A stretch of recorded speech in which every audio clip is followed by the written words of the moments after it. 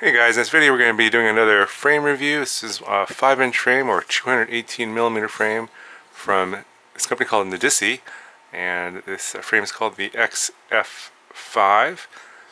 Got 4 detachable arms here. Let me just go over all the parts you get really quickly. You get 4 arms. The arms are 4mm thick and the edges are beveled or chamfered, and you can see the hole pattern here. It's this little wider hole here for both. It'll take 16 by 9 or 16 by 9 screw hole pattern, but you can orient them in either direction. It's not a fixed orientation. Get a bottom plate, and the bottom plate comes in at 2mm. The top plate is also 2mm. And then this is a retaining plate that the arms are sandwiched in between. This is also 2mm. And we'll talk about this in a second. You get a bunch of screws here. You get 4 super long screws. That's going to be ones for the flight controller, and then you get 4 medium-sized screws that also for the arms. These are all both for the arms, and then you get a bunch of smaller screws, and that's going to be for the standoffs here. And you get 8 of those. This is basically an H-style frame with the battery top-mounted, kind of like the Martian frame, but also the battery could be bottom-mounted as well.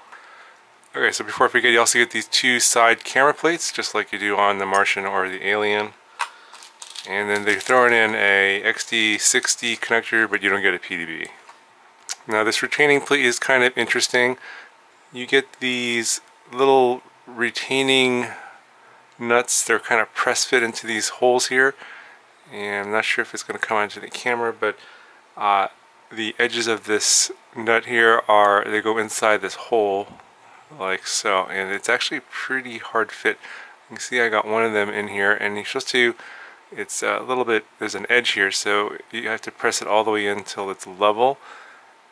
And obviously you got to put in all 4 of them. There's 2 for each arm, and you get 8 of these little nuts, and so you have to basically press fit them in here. So what I did was so what I recommend is like taking like some sort of cardboard or some kind of paper here, and you want to wrap it around both of these, and then use some pliers or a wrench or something to squeeze these together.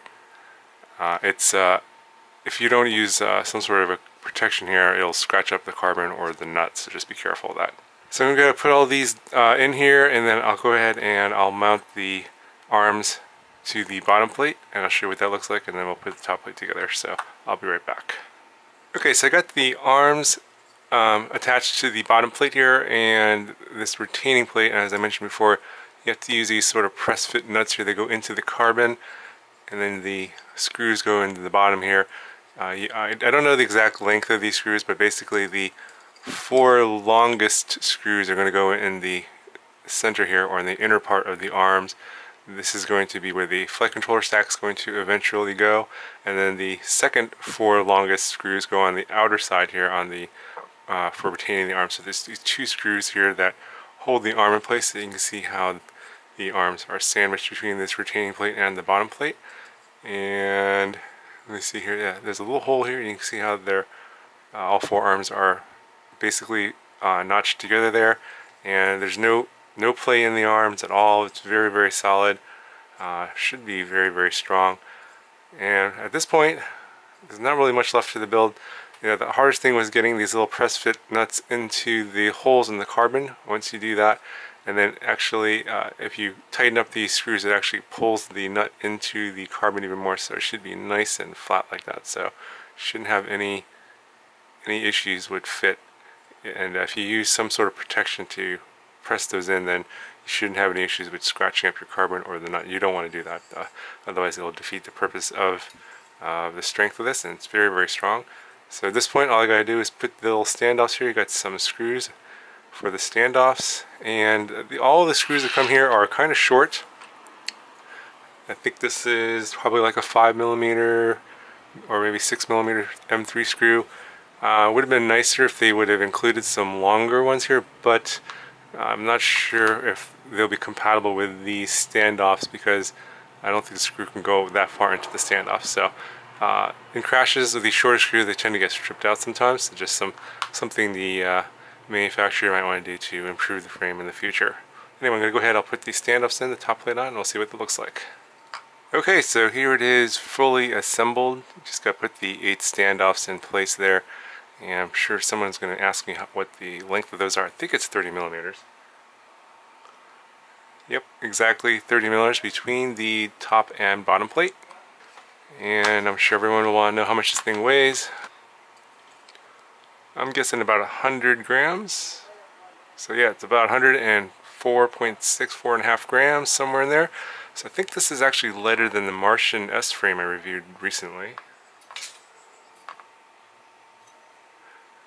This one is 112 grams, 12.2 grams, but this one has that carbon sandwich style that there's some debate whether or not that's strong or not, but they have that also in the top plate and the bottom plate.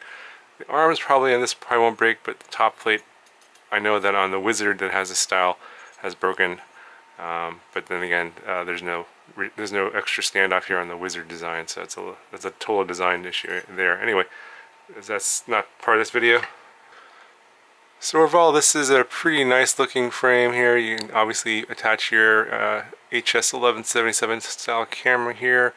Plenty of space for lots of camera up tilt, and it's pretty solid design. Basically 2mm top plate and bottom plate, plus the retaining plate here. Very, very solid, no flux at all. I like the fact that they have all these extra little cutouts here for your zip ties, for mounting your receiver and your video transmitter here in the back. And you got a little, also you got a little hole back here for your SMA connector if you want to pop that through, if you have a pigtail, for example. And also some extra holes here for maybe some retaining screws, but plenty of places to attach stuff to. I like that. And I think that this could do a battery on the bottom as well. I'm not sure if there's a way to get a strap through here, perhaps through this part here under the flight controller perhaps, or the PDB. But I think that it is primarily meant for mounting the battery on top here, and you got 2 cutouts here for 2 battery straps here on top. So little taper design in the back here and a little bit in the front, so you can see that there's the distance between the standoffs here in the middle versus the front is a little bit wider there, and is much narrower in the back than in the front. So just a design element there, and I don't think that'll, in terms of performance, I don't think that'll have any impact, but it's a nice thing. Now looking at where the hole pattern and where the motor is mounting, you know, the only thing that could possibly be a point where it could break is here, but this is pretty thick carbon. Not expecting it to snap there, but that is a potential weak point. But this is pretty solid carbon and 4mm thick.